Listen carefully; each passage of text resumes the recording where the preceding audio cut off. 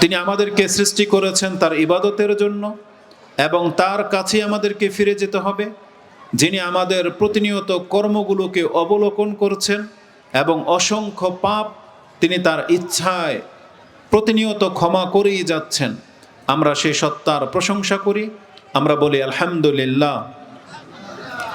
সালাতু ওয়াস সালাম প্রিয় নবী মুহাম্মদুর রাসূলুল্লাহ সাল্লাল্লাহু আলাইহি ওয়াসাল্লামের প্রতি, যিনি সত্য সহকারে আমাদের মাঝে প্রেরিত হয়েছেন সর্বশ্রেষ্ঠ এবং সর্বশেষ নবী রূপে, এবং তিনি আমাদেরকে পরকাল সম্পর্কে খুব জোরালোভাবে সতর্ক সাবধান করেছেন যে এই দুনিয়াটা চিরস্থায়ী জায়গা নয়, বরং পরকালই হচ্ছে মূল জায়গা, যেখানে বিচার হবে, যার বদৌলতে হয় কাউকে জান্নাত না হয় কাউকে জাহান্নামে যেতে হবে। আমরা আমাদের সেই প্রিয় নবী মুহাম্মদুর রাসূলুল্লাহ সাল্লাল্লাহু আলাইহি ওয়াসাল্লামের উপরে দুরূদ, সালাত এবং সালাম পাঠ করি। আমরা বলি আল্লাহুম্মা সাল্লি আলাইহি, আল্লাহুম্মা বারিক আলাইহি। আজকে একটি খুব গুরুত্বপূর্ণ বা সেন্সিটিভ একটা বিষয় নিয়ে আমি আপনাদের কাছে উপস্থিত হয়েছি।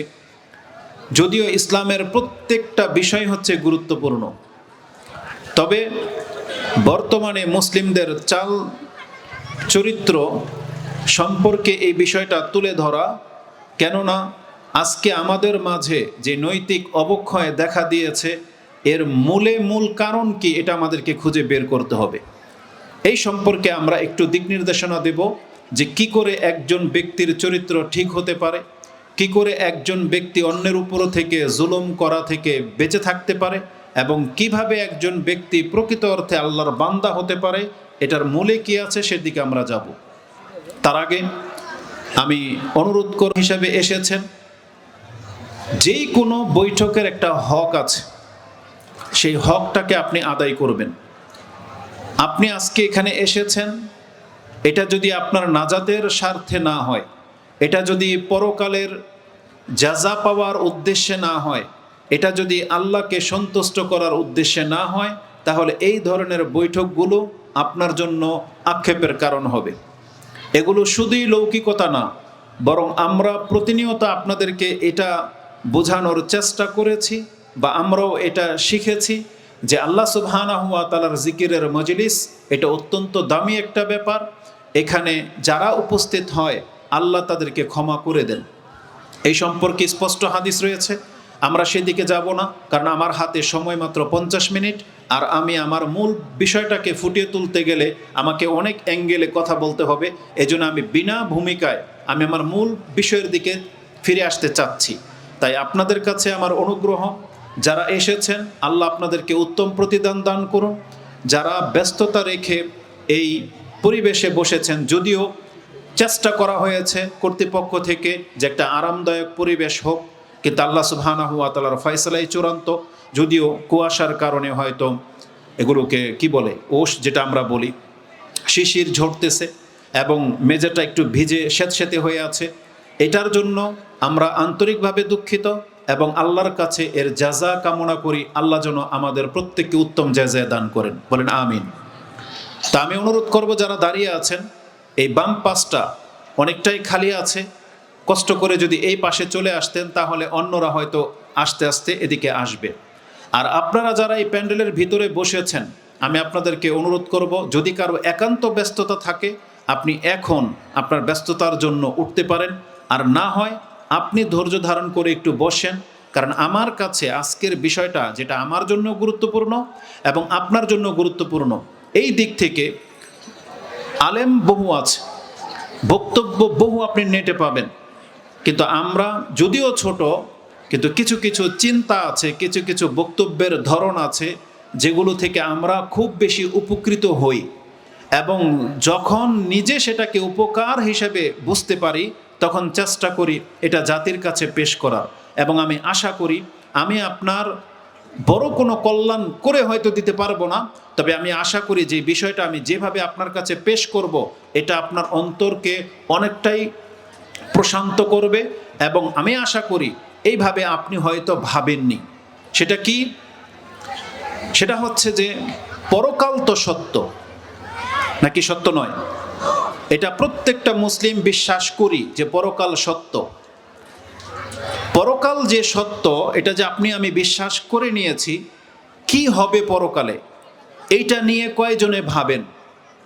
পরকালে আল্লাহর সামনে দাঁড়াতে হবে, বিষয়টাকে আপনি এমনভাবে নিয়েছেন যেমন আল্লাহকে আপনি হয়তো পিতার সমতুল্য মর্যাদাও দেননি, আপনি হয়তো বড় ভাইয়ের সমতুল্য মূল্যও দেননি, আপনি হয়তো একজন বিচারকের রূপে আল্লাহকে আপনি দেখতে পান না, আল্লাহ সুবহানাহু ওয়া তাআলার রাগ সম্পর্কে হয়তো আপনার জ্ঞান নেই, আপনি আল্লাহ সুবহানাহু ওয়া তাআলার ইলম, আল্লাহ সুবহানাহু ওয়া তাআলার ক্ষমতা, পরকালের জবাবদিহিতা সম্পর্কে আমরা এতটা বেশি উদাসীন যে কোরআন হাদিসে যেই জিনিসটাকে সবচেয়ে বেশি জোরালো পেশ করা হয়েছে আর মুসলিম জাতি সেই জিনিসটাকে সবচেয়ে হালকাভাবে নিয়েছে। যার ফলে রেজাল্ট কি? একজন ব্যক্তি বলতেছে যে আমাকে পরকালে আল্লাহর সামনে দাঁড়াতে হবে, কি হবে? সেখানে আমার বিচার হবে, আমি যা করেছি তার জাযা হবে, আর পাপ করে থাকলে তার সাজা হবে। এটা আপনি মুখে বলতেছেন, কিন্তু আপনার দুঃসাহসিক দেখে আশ্চর্য লাগে, মানুষের এত বড় হিম্মত হয় কিভাবে, যেখানে একটা সিসিটিভি ক্যামেরা থাকলে একজন ব্যক্তি ক্যাশে হাত দেয় না, চুরি করে না, কেন? ক্যামেরা লাগানো আছে।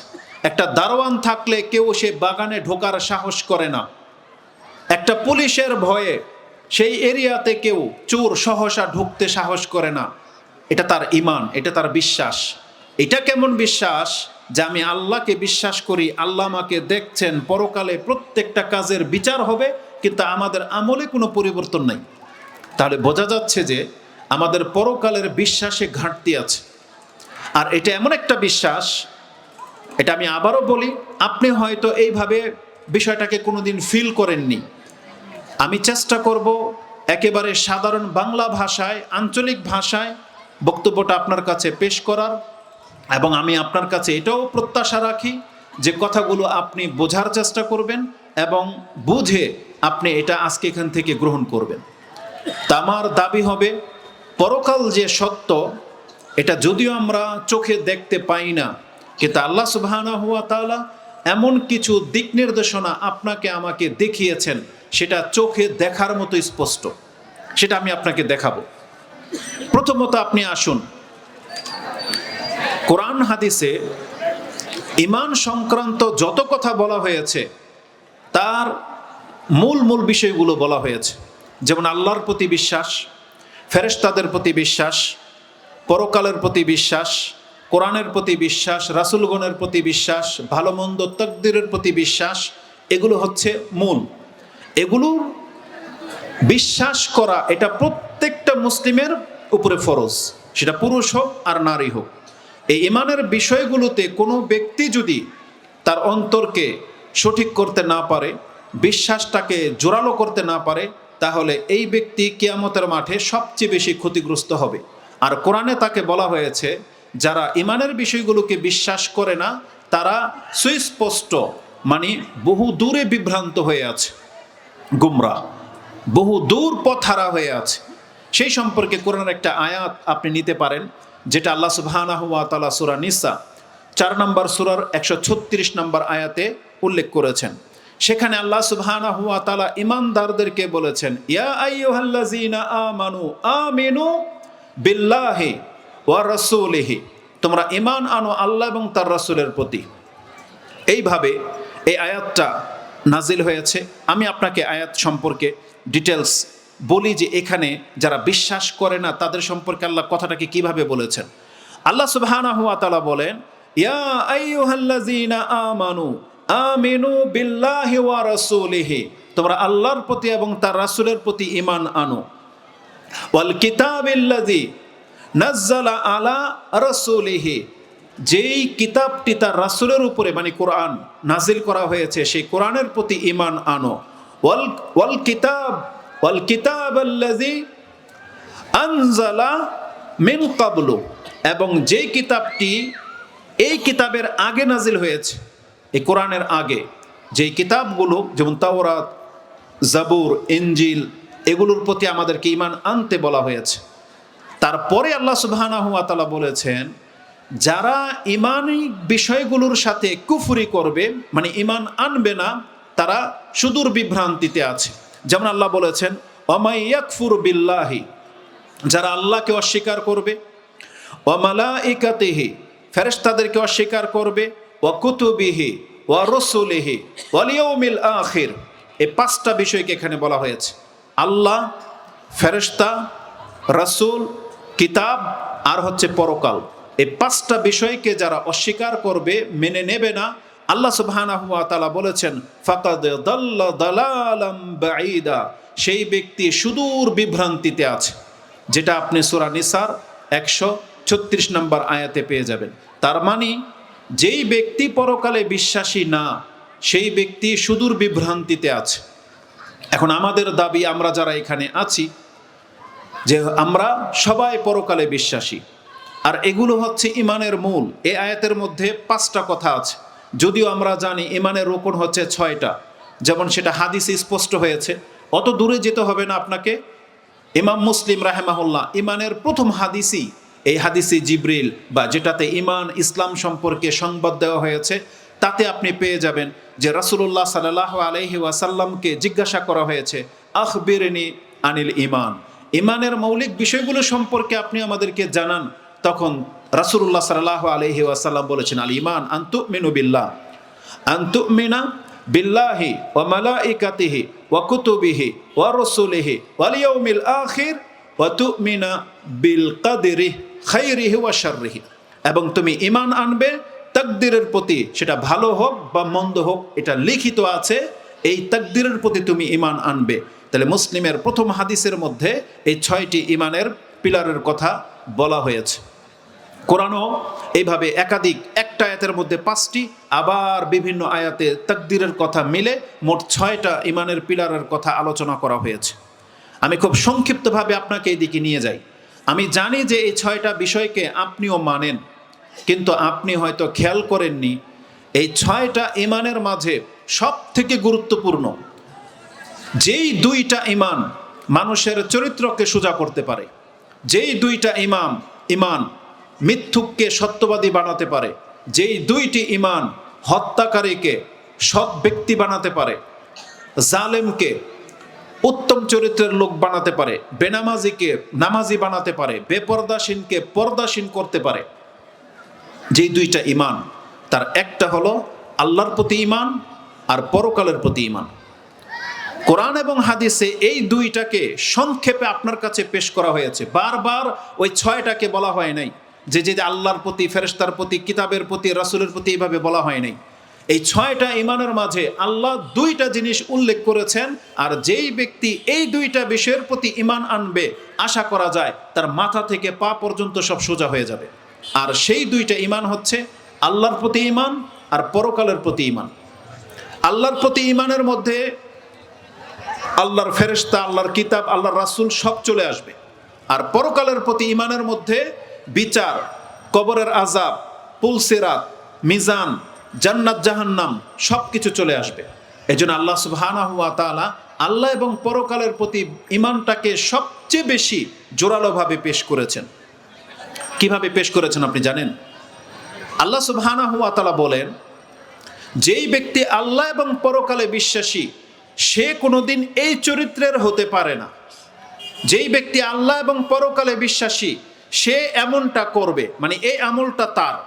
এইভাবে কোরআন হাদিসের একাধিক বর্ণনার মধ্যে আল্লাহ এবং পরকালের বিশ্বাসটাকে জোরালোভাবে পেশ করা হয়েছে। যেমন একটা আয়াত নিয়ে নেন, কোরআনে আল্লাহ সুবহানাহু ওয়া তাআলা বলেছেন, লা তাজিদু কওমান ইউমিনুনা বিল্লাহি ওয়াল ইয়াউমিল আখির ইউয়াদ্দুনা মান হাদ্দাল্লাহা ওয়া রাসূলা। রাসূলুল্লাহ সাল্লাল্লাহু আলাইহি ওয়াসাল্লামকে আল্লাহ বলেছেন, হে নবী, আপনি জেনে নেন এই পুরো পৃথিবীর মানুষের মাঝে এমন একজনকেও পাবেন না যেই ব্যক্তি দাবি করে যে আমি আল্লাহ এবং পরকালে বিশ্বাসী, তারপরেও সে আল্লাহর কোনো শত্রুকে বন্ধুরূপে গ্রহণ করবে। আপনি একটা মুমিনকেও এই চরিত্রের পাবেন না। ওয়ালাউ কানু আবাআহুম আও আবনাআহুম আও ইখওয়ানাহুম আও আশিরাতাহুম। আল্লাহ সুবহানাহু ওয়া তাআলা বলেন, একটা মুমিনের চরিত্র হলো যেই ব্যক্তি আল্লাহ এবং পরকালে বিশ্বাসী, সে কখনো আল্লাহর শত্রুকে তার বন্ধু হিসেবে গ্রহণ করতে পারে না।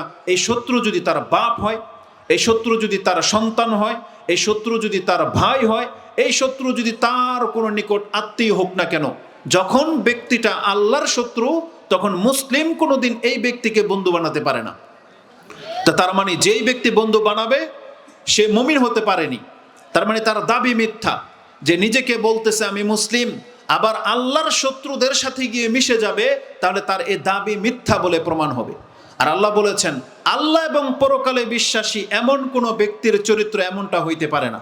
এই আয়াতটা আপনি পেয়ে যাবেন সূরা মুজাদালা 58 নম্বর সূরার সর্বশেষ 22 নম্বর আয়াতে। কথাটা কি বলা হয়েছে, যে একজন মুমিনের বাপ যদি আল্লাহর শত্রু হয়, তাহলে মুমিন তার বাপকে কখনো অন্তরঙ্গ বন্ধু হিসেবে গ্রহণ করতে পারে না। তার সন্তান হলেও, তার ভাই হলেও, তার অত্যন্ত নিকট আত্মীয় হলেও। এখানে বন্ধুর কথাটা কেন আসলো? কারণ মানুষ সাধারণত তার বন্ধুর চরিত্র গ্রহণ করে। মানুষ সাধারণত তার বন্ধু পাপী হলেও তাকে সেভ করার চেষ্টা করে। মানুষের স্বভাব হলো তার বন্ধু জালেম হলেও সে তার বন্ধুর ফেভারে কথা বলে। তো আল্লাহ সুবহানাহু ওয়া তাআলা বলেছেন, কোনো ব্যক্তির বাপ যদি আল্লাহর শত্রু হয়, তার মানে সে তার বাপ হওয়ার কারণে তার পক্ষ নেবে, এটা কোনো মুমিনের চরিত্র হতে পারে না। তার ভাই যদি আল্লাহর শত্রু হয়, মুশরিক হয়, কাফের হয়, নাস্তিক হয়, তারপরেও সে তার ভাইয়ের টান টানবে, এটা কোনো মুমিনের চরিত্র হতে পারে না। আর আমাদেরকে এই আয়াত, আমি নিজে যখন এটা আপনার কাছে বলতেছি আপনার কাছে হালকা মনে হচ্ছে, আয়াতটা হচ্ছে কোরআনের আয়াত, কিন্তু এই আয়াতকে আপনি আমাদের সমাজের প্রেক্ষাপটে রাজনীতিক নেতাদের পক্ষে দেখেন, ফিট করে দেখেন, যারা সমাজের মাতাব্বর তাদের ক্ষেত্রে ফিট করে দেখেন, আপনার চারপাশের সেই সমস্ত জালেমদের সাথে ফিট করে দেখেন, আপনার আমার চরিত্র কি। আপনি জানতেছেন আপনার এই নেতা হচ্ছে জালেম, তারপরে আপনি তার সঙ্গ দিচ্ছেন। আপনি জানতেছেন আপনার এই সন্তান হচ্ছে নেশাখোর, জুয়ারি, আপনার সন্তান হচ্ছে খুনি, তারপরে একজন বাপ তার সন্তানকে সাপোর্ট করে, তার ঘরে আশ্রয় দেয়। মা জানতেছে যে আমার এই সন্তান চরিত্রহীন, আমার এই মেয়ে অত্যন্ত খারাপ, তারপরেও সে তার মেয়ে হওয়ার কারণে তার সাথে সুসম্পর্ক বজায় রাখে, তাকে শিল্ডার দেয়, তার সাপোর্টে কথা বলে। অথচ আল্লাহ সুবহানাহু ওয়া তাআলা বলেছেন, এই সন্তান যদি আল্লাহর শত্রু হয়, তাহলে মা কোনোদিন তাকে অন্তরঙ্গ বন্ধু হিসেবে গ্রহণ করে নিতে পারে না। মানে বন্ধুত্বটা একটা ব্যাপক জিনিস, যার জন্য আপনার অন্তরের সফটনেস কাজ করবে, মানে আপনার অন্তরের যে নমনীয়তাটা আছে, যার জন্য কাজ করবে। আল্লাহ বলেছেন কোনো মুমিনের অন্তর কোনো কাফের, কোনো জালেমের জন্য নমনীয়তা কাজ করার কথা না, যদি সে আল্লাহ এবং পরকালে বিশ্বাসী হয়। তার মানে আজকে আমরা যারা মুসলিমদের থেকে বেশি গুরুত্ব দেই কাফেরদেরকে, যারা সৎ ব্যক্তির চেয়ে বেশি গুরুত্ব দেই কোনো অপরাধীকে, কোনো পাপীকে, কোনো জালেমকে, আপনাকে আমাকে বুঝতে হবে যে আমি আর আপনি ধর্ম বুঝিনি, আল্লাহর আনুগত্য বুঝিনি, আল্লাহর ভালোবাসা বুঝিনি, আল্লাহর বন্দিগি বুঝিনি। যদি বুঝতাম তাহলে কখনো একটা বেনামাজি আপনার বন্ধু হইতে পারতো না।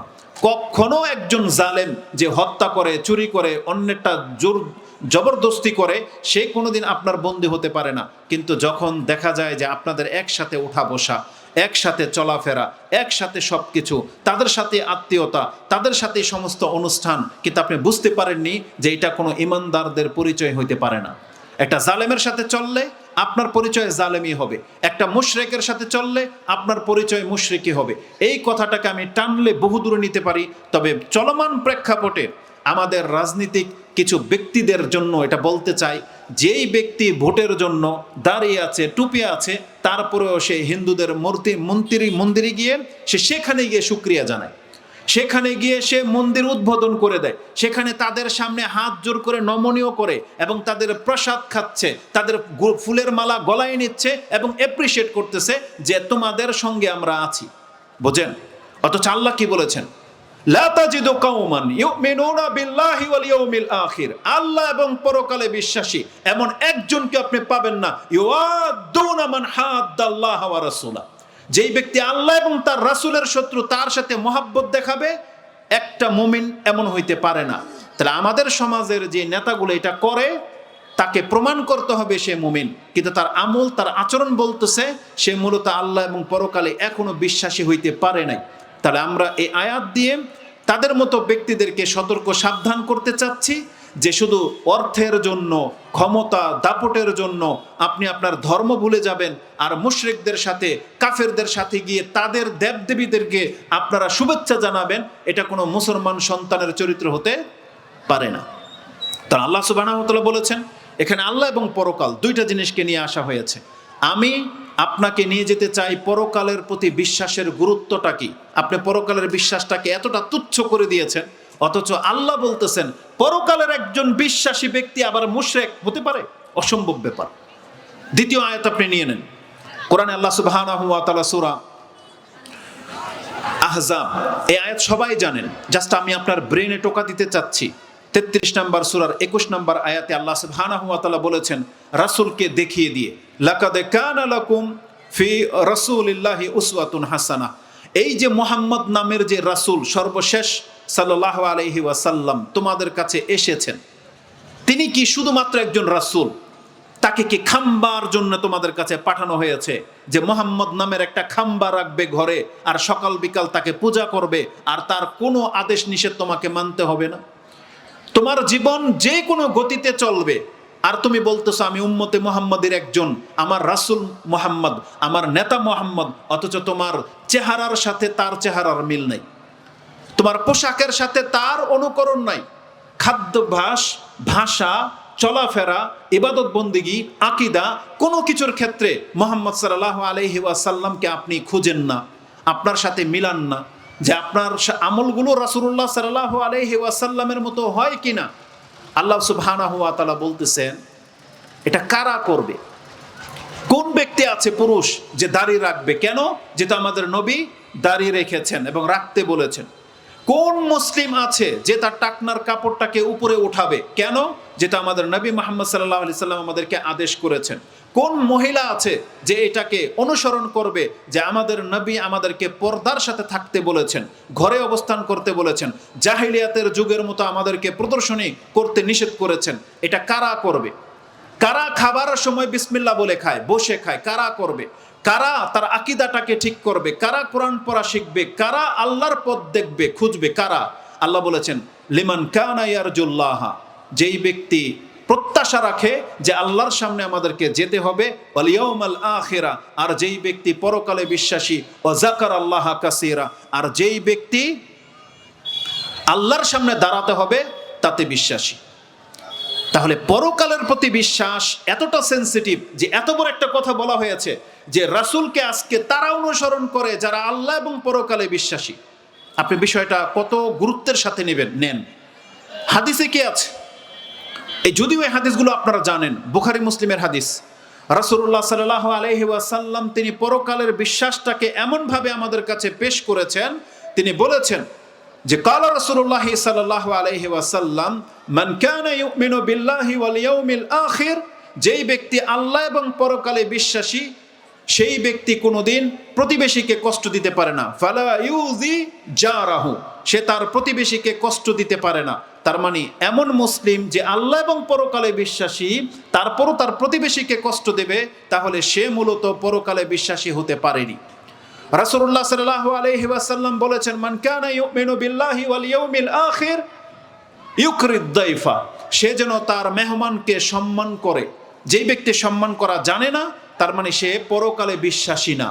রাসূল বলেছেন মান কানা ইউমিনু বিল্লাহি ওয়াল ইয়াউমিল আখির ফালিয়াকুল খায়র আও লিয়াসমুত, যেই ব্যক্তি আল্লাহ এবং পরকালে বিশ্বাসী সে যেন তার জবান দিয়ে ভালো কথা বলে অথবা সে চুপ করে বসে থাকবে। এই হাদিসটা বুখারী এবং মুসলিম। তার মানে আল্লাহ এবং পরকালের বিশ্বাসীদের চরিত্র অন্যদের মতো হবে না। একজন ব্যক্তি আল্লাহতে বিশ্বাসী না, পরকাল বলে তার কোনো জাযা পাবে তার কোনো আশা নাই, এই ব্যক্তির চরিত্র কোনোদিন মুসলিমের মতো হতে পারে না। একটা মুসলিম পরকালে বিশ্বাসী, তার চরিত্র কেমন হবে? সে সম্পদ নষ্ট করবে দূরের কথা, রাস্তার মধ্যে এমন কোনো বস্তু পড়ে থাকতে সে দেখবে না যেই জিনিসটি অন্যের ক্ষতি করতে পারে। একজন মুসলিম হাঁটছে আর এমন একটা বস্তু পড়ে আছে যেটা দ্বারা কোনো ব্যক্তি ক্ষতিগ্রস্ত হওয়ার আশঙ্কা আছে, পড়ে যেতে পারে, কাটা লেগে যেতে পারে, টায়ার পাংচার হয়ে যেতে পারে, কোনো ব্যক্তির বড় ধরনের ক্ষতি হতে পারে, ইলেকট্রিসিটির তার পড়ে আছে, গর্ত রয়েছে, একটা মুসলিম সেটা দেখেছে। রাসূল সাল্লাল্লাহু আলাইহি সাল্লাম বলেছেন কিয়ামতে বিশ্বাসী একটা মুসলিম কোনোদিন এটাকে এড়িয়ে যেতে পারে না, কারণ কারণ সে জানে যে আমি আল্লাহর কাছে জাযা পাবো, এটার নেকি আমার আল্লাহর কাছে রয়েছে। সেই ব্যক্তি কোনোদিন এটাকে ইগনোর করতে পারে না। ইসলামের যে কোনো টুকিটাকি বিষয় সে কখনো এটাকে হালকা করে ভাবতে পারে না, কারণ সে আল্লাহ এবং পরকালে বিশ্বাসী। তার মানে আমি বোঝাতে চাচ্ছি পরকালের বিশ্বাসটা খুব সেন্সিটিভ, এটা মানুষের চরিত্রকে চেঞ্জ করে দিবে। একজন ব্যক্তি পরকালে বিশ্বাসী আবার মিথ্যা বলবে, এটা হইতে পারে না। এটা কাদের চরিত্র? মুনাফেকদের চরিত্র। যেই মুনাফেকের অন্তরে পরকাল বলে কোনো বিশ্বাস নাই, সে মিথ্যা বলতে পারে। একটা ব্যক্তি ওয়াদার খেলাফি করবে, এটা কার হতে পারে? যে পরকালে বিশ্বাসী না।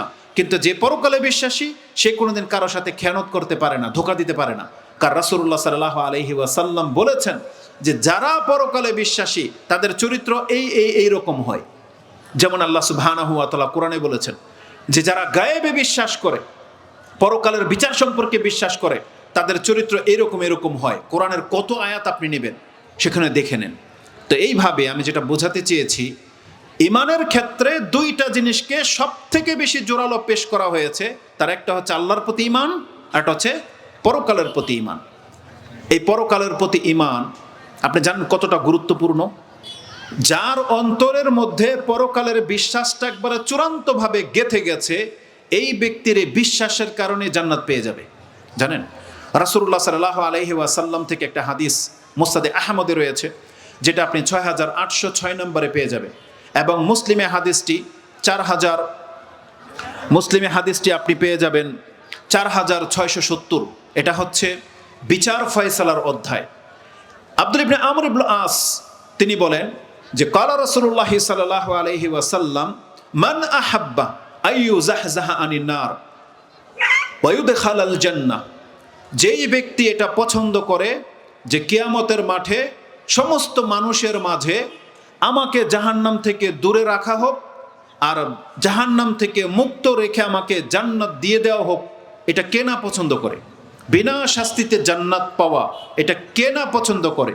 রাসূলুল্লাহ সাল্লাল্লাহু আলাইহি ওয়াসাল্লাম বলেছেন, যে এটা পছন্দ করে ফালতুদরিকুহু মানিয়াতুহু ওয়া হুয়া ইউমিনু বিল্লাহি ওয়াল ইয়াউমিল আখির, সেই ব্যক্তি যেন তার অন্তরটাকে এমন প্রস্তুত করে রাখে যে যখন মালাকুল মউত তার সামনে আসবে তখন তার পরিচয় যেন হয় আল্লাহ এবং পরকালে বিশ্বাসী।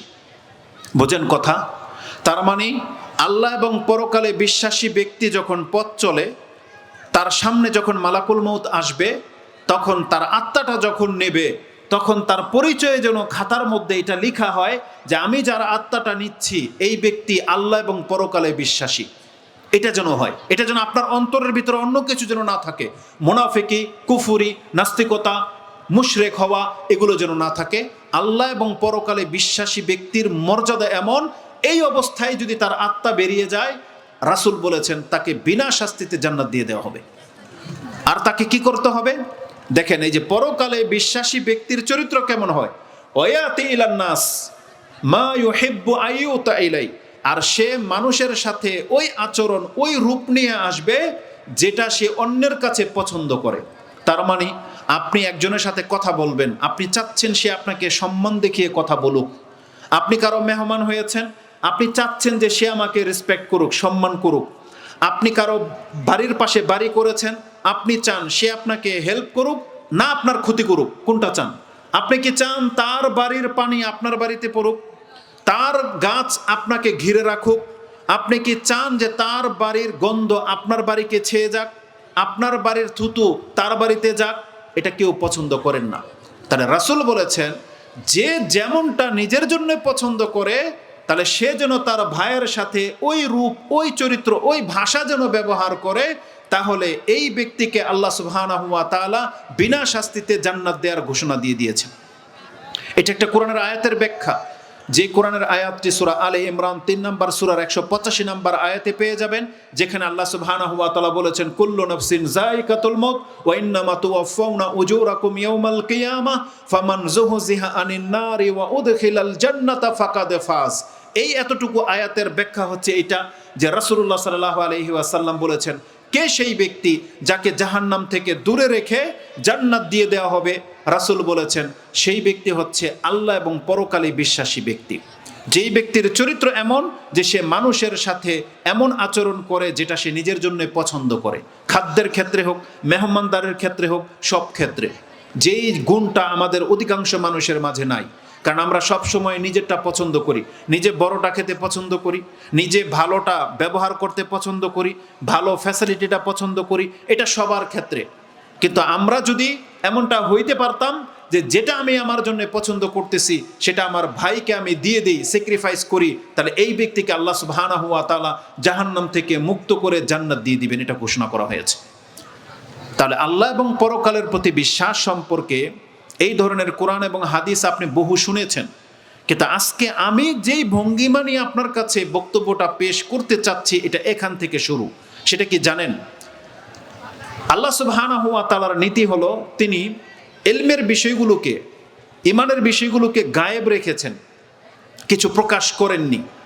আর এমন সময় প্রকাশ করবেন তখন আপনার আর মুখ ফিরানোর সময় থাকবে না। যেমন মালাইকা, ফেরেশতা রয়েছে, কেউ দেখেননি ফেরেশতা, কিন্তু প্রত্যেকটা ব্যক্তি আপনি ফেরেশতা দেখতে পাবেন, একদিন না একদিন দেখতে পাবেন। যেই দিন দেখে নেবেন, যারা ইমানদার সে জিতে যাবেন, আর যারা ইমান আনতে পারেননি সেই দিন ঠকে যাবেন। ওই ফেরেশতা দেখে নেওয়ার পর আপনার ইমান আনলেও কাজ হবে না, 2 রাকাত নামাজ পড়তে চাইলেও কাজ হবে না। কারণ এটা এমন একটা মঞ্জার, এমন একটা গায়েবের বিষয়, এটা আল্লাহ প্রত্যেককে দেখাবে এবং আল্লাহ এটা দেখাবে তার জীবনের সর্বশেষ মুহূর্তে। এটা আল্লাহর ওয়াদা। কিন্তু আল্লাহ সুবহানাহু ওয়া তাআলা এটাকে গায়েব কেন রেখেছেন? আল্লাহ দেখতে চাচ্ছেন আল্লাহর কথার উপরে ভিত্তি করে কে না দেখেও বিশ্বাস করে তাদেরকে আল্লাহ মূল্যায়ন করতে চেয়েছেন। এখন এই যে গায়েব সম্পর্কে আপনার ইমানটা কিভাবে তাজা হবে, কোরআন থেকে একটা নুকতা আজকে আমি আপনাকে দেখাবো। সূরার 36 নম্বর আয়াতে আছে যে আল্লাহ সুবহানাহু ওয়া তাআলা বলেছেন, হে নবী আপনি তাদেরকে সতর্ক করেন সেই দিন সম্পর্কে যেই দিন প্রত্যেকটা ব্যক্তির চক্ষু স্থির হয়ে যাবে, মানে তার আর কোনো উপায় থাকবে না। হাসরা, ইয়াউমুল হাসরা বলা হয়েছে, আক্ষেপের দিন, যে হায় আমার এখন কি হবে। যদি আল্লাহ সুবহানাহু ওয়া তাআলা ঘোষণা না করতেন তাহলে হয়তো জাহান্নামীরা ভাবতো একটা সময় জ্বলে জ্বলে মরে হাড় হাড্ডি সাফ হয়ে যাবে, আর কষ্ট হবে না। জান্নাতীরা আক্ষেপ করবে যে আমাদের আবার যেন কবে আমাদের জীবন হারিয়ে যায় বা মরে যায়, কিন্তু আল্লাহ তাদেরকে সুসংবাদ দিয়ে দিবে আজকের পর থেকে আর তোমাদের মৃত্যু নাই। আর জাহান্নামীরা যখন শুনবে যে আজকের পর থেকে আর মৃত্যু নাই, তখন তারা হায় আফসোস করবে, এখন শাস্তি ভোগ করা ছাড়া তাদের কোনো উপায় থাকবে না। তাহলে আল্লাহ সুবহানাহু ওয়া তাআলা জীবন এবং মৃত্যুটাকে পর্যন্ত পুরা করে দিবেন। তাহলে আমি আপনাকে যেটা বোঝাতে চেয়েছি, এই দুনিয়াকে দেখে আপনাকে এখন বিশ্বাস করতে হবে যে দুনিয়ার বিপরীত কি। মানে আবার বলেন, আপনারা যেটা জেনেছেন রাত যখন এসেছে দিন আসবে কি আসবে না, বিশ্বাস করেন কি করেন না? তার মানে করেন। রাত দেখে যেমন আপনি দিনকে খুঁজতেছেন যে আগামীকাল দিন আসবেই, আমি যদি অস্বীকার করি আপনি বলবেন লোকটা পাগল।